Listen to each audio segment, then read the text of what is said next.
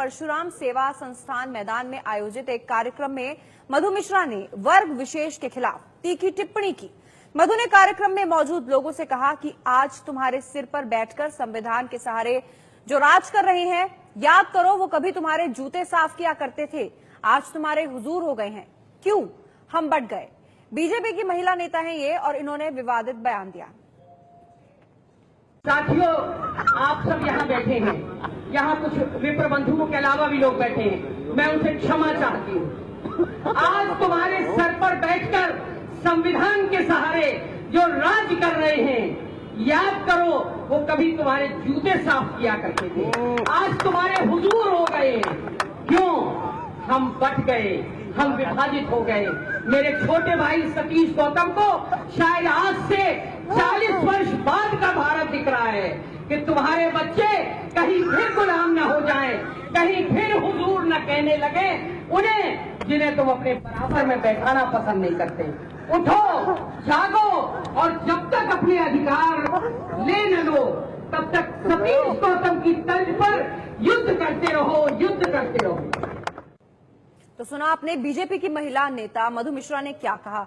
अब से कुछ देर पहले मधु मिश्रा से बात की एबीपी न्यूज संवाददाता ने, तो उन्होंने इस पर सफाई दी और कहा कि उन्होंने कुछ भी गलत नहीं कहा, लेकिन किसी को अगर चोट पहुंची है तो वो माफी मांगती हैं।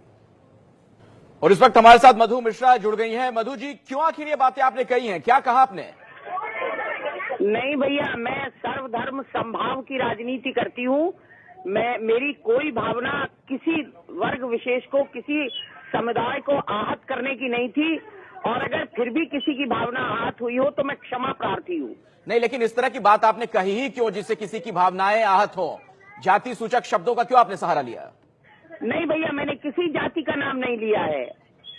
नहीं, आपने एक बात कही है जी जी, जो खबर आ रही है, आपने ये कहा कि जो आपने वक्तव्य दिया कि तुम्हारे सिर पर जो बैठकर संविधान के सहारे राज कर रहे हैं, याद करो वो कभी तुम्हारे जूते साफ किया करते थे। क्या ये बात कही आपने? नहीं, मेरा आशय केवल इतना था कि संविधान में सबको बराबर का अधिकार मिलना चाहिए। नहीं, मैं पूछ रहा हूं ये आपने कहा या नहीं कहा? जो मैं कह रहा हूं आपसे, ये वाक्य आपने बोला है, नहीं कहा है? नहीं भैया, मेरी ये भावना नहीं थी। मैंने केवल इतनी बात कही है कि संविधान में सबको बराबर का अधिकार मिलना चाहिए, सब समान है, और अच्छा, सबका साथ हो, सबका विकास हो। नहीं, भावना आप बताने की कोशिश कर रही हैं, आशय, लेकिन शब्द यही थे ना आपके जो मैं कह रहा हूं। नहीं भैया, मेरी भावना है, वही मेरे शब्द हैं कि मैंने किसी जाति सूचक शब्द का प्रयोग किया ही नहीं है। मैं एक बार फिर से आपके सामने वो वक्तव्य आपका रख रहा हूं। मुझे ये बताइए, क्या आपने ये बात कही है कि आज तुम्हारे सिर पर बैठकर संविधान के सहारे जो राज कर रहे हैं, याद करो वो कभी तुम्हारे जूते साफ किया करते थे? भैया, इसमें किसी जाति का नाम नहीं लिया है मैंने। नहीं तो किसके बारे में बातें आप कह रही हैं कि याद करो वो कभी तुम्हारे जूते साफ किया करते थे? जो संविधान का फायदा पंक्ति में बैठे अंतिम व्यक्ति को मिले, वही प्रथम व्यक्ति को भी मिले। नहीं, ये आप बड़ी अजीबोगरीब सी दलील दे रही हैं। आपने जो बात कही उसका बड़ा सीधा सा मतलब निकलता है कि तुम्हारे सिर पर बैठकर संविधान के सहारे जो राज कर रहे हैं, याद करो वो कभी तुम्हारे जूते साफ किया करते थे। आप क्या साबित करना चाहती हैं इस तरह के वक्तव्य? मेरा मतलब भी सुन लीजिए। मेरा मतलब ये था कि संविधान में सबको बराबर का अधिकार मिले, बस इतना सा मेरा आशय है, यही संदेश है मेरा।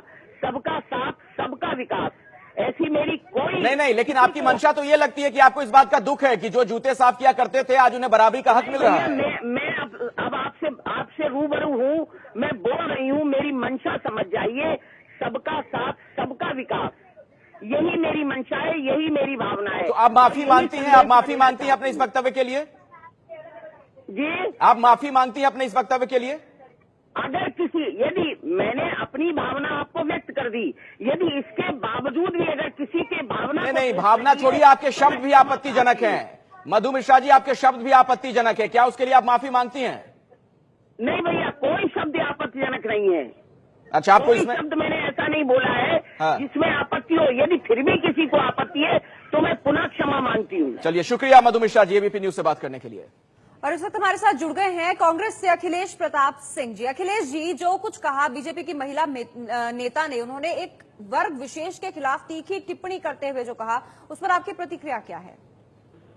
देखिए, ये मधु मिश्रा जी ने वही बोला जो आरएसएस की विचारधारा है।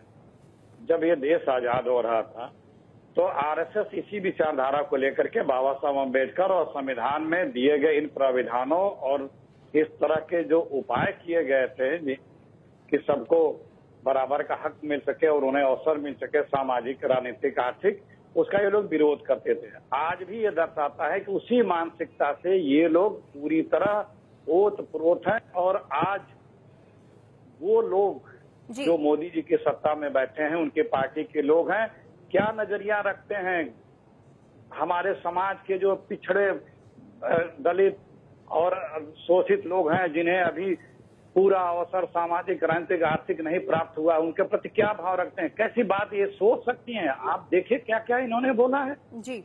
ये कोई, हम एक सभ्य समाज में रहते हैं, हम दुनिया की इतनी बड़ी महाशक्ति और इतने एडवांस कंट्री हो चुके हैं, लेकिन उसमें भी अभी भी कैसे विचार रखते हैं? बिल्कुल, इन्होंने कार्यक्रम में मौजूद लोगों से कहा कि आज तुम्हारे सिर पर बैठकर संविधान के सहारे जो राज कर रहे हैं, याद करो वो कभी तुम्हारे जूते साफ किया करते थे। इस तरह की टिप्पणी की है। और एक